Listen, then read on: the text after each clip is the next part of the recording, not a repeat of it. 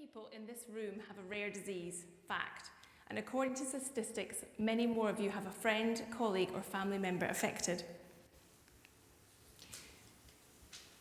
Rare disease is rare, but with over 8,000 known rare diseases, to have a rare disease is surprisingly common. 1 in 17 of the UK population lives with a rare disease, and my mission is simple. It is one of a rare revolution, and I hope you will join me. In 2012, my husband and I were in the blissful post-baby bubble after the birth of our first child, and life was perfect. But our world soon turned upside down when our son was diagnosed with xeroderma pigmentosum, or XP for short, aged just 13 months. Sat in the consultant's room, we were told that our beautiful new baby boy had a DNA repair disorder, which is an ultra-rare condition affecting less than 100 people in the UK.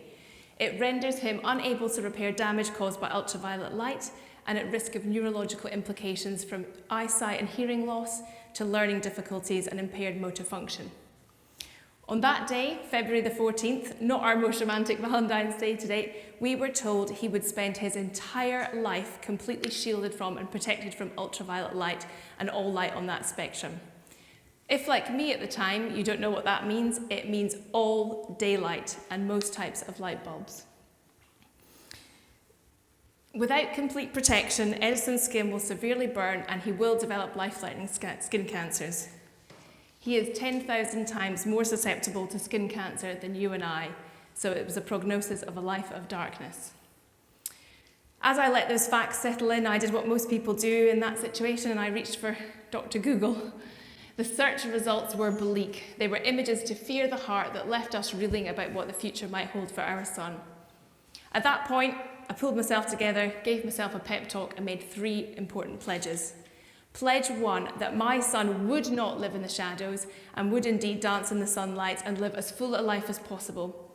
Pledge 2, that next time a family reached for Dr. Google, instead of this, they would find images of light, inspiration, and true possibility.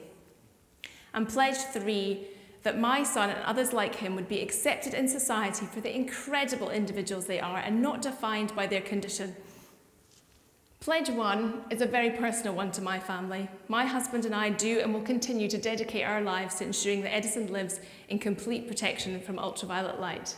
We balance daytime and nocturnal living to ensure that both of our sons live as free as possible life with maximum opportunity and thrive.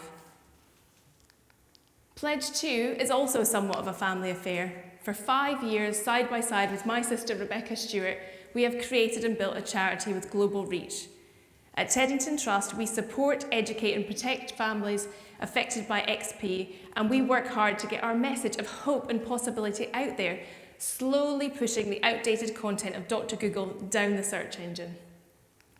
Pledge 3, I must admit, is a more difficult nut to crack, because I do not have control over society. How society and the world responds to my son and others like him with rare disease is outside of my control. Or is it? Until 5 minutes ago, you and I were complete strangers, and if I were to ask you how much you earned, you'd probably think me quite brash. If I were to ask you who you voted for at the last election, you'd probably think me rude. And if I were to ask your sexual preference and desires, I'm pretty sure that you would be stunned. And yet, on a near daily basis, while going about our daily lives, buying a loaf of bread, trying on school shoes, or just going to the park, people routinely stop me in front of my son and ask, what's wrong with him? Is there a cure? Will he grow out of it? And the biggie, will he die? It seems that the curiosity of rare disease deletes the natural filter of what is appropriate in front of a child or otherwise in society. There are the starers, the I just can't take my eyes off him people, the laughers who find it funny, and the comedians who find themselves funny, and somehow imagine that they are the first to ask him, are you a beekeeper, a spaceman, are you contagious, or who've you come as? We've heard it all, and I honestly do believe that although it's very hurtful at the time, most of it is not meant to be unkind. It's lack of understanding, it's ignorance, and sometimes it's a bit of fear and confusion. What is needed is education. Widespread education across every single walk of life. Education starting at schools for children to understand, to accept, embrace difference, absolutely without exception.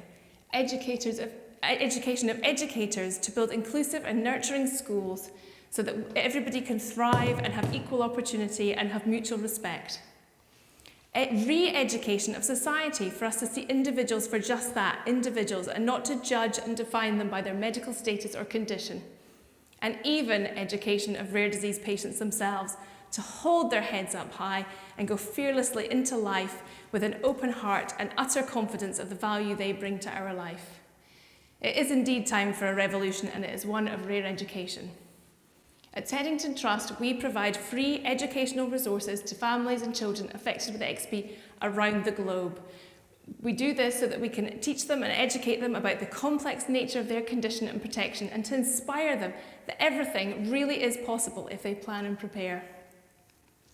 We are working hard to get our Little Ted Goes to School, an educational resource nationally across schools in the UK, teaching of acceptance, inclusion and rare disease through our #BearsForRare campaign.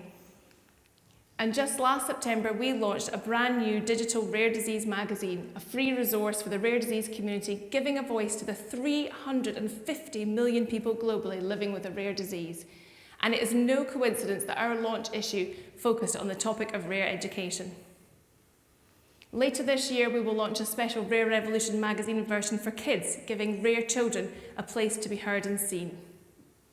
We want to see the conversation of rare disease starting in school and permeating through society, so that in time and with a turn of tide, it can become a composite part of education for the future, creating better understanding and more empathetic societies for generations to come. While we may have created some of the tools and the resources, you too can play a key part. Each and every one of you here today has the possibility of helping us turn the tide and become a rare champion by taking responsibility and starting the conversation of rare disease in your own homes and your own families. With all of this movement, you can help me achieve my third pledge, to give acceptance for my son and others like him living with rare disease. Help me turn the tide, and please join my rare education revolution.